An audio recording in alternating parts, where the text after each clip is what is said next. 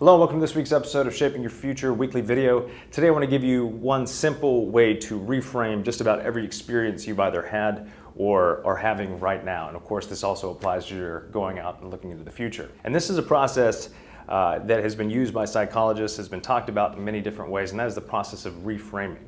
Now this came back to light for me recently, and this was last week as my family and I were on vacation with our in-laws and of course the cousins getting together. And on the very last day when it was time for us to leave, my son, who's 6 years old, like most 6-year-olds, who is terrible at hiding how they really feel about a situation, just ducked his head and he said, "Dad, I'm really sad about us having to leave."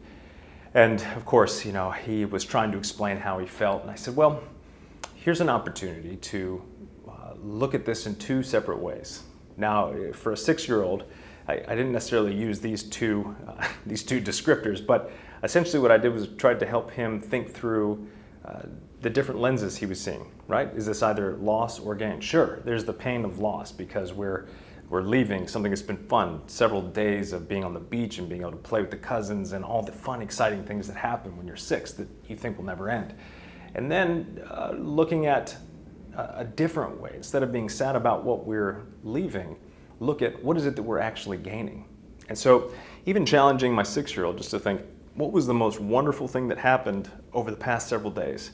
What are the great memories that you have made? And what new ideas and new things that you experienced in your imaginative play or whatever it might be, the things that are important to him, that you're going to be able to take home and do something with, and it's going to enrich your life. What I hope that you take away from this as you go forward is recognizing that no matter how adverse the situation is, you have two options. You can either look at it through what you're losing in that moment or what you've lost from a previous experience, or the opportunity that can be applied and gained to your long-term future. As always, thank you for watching.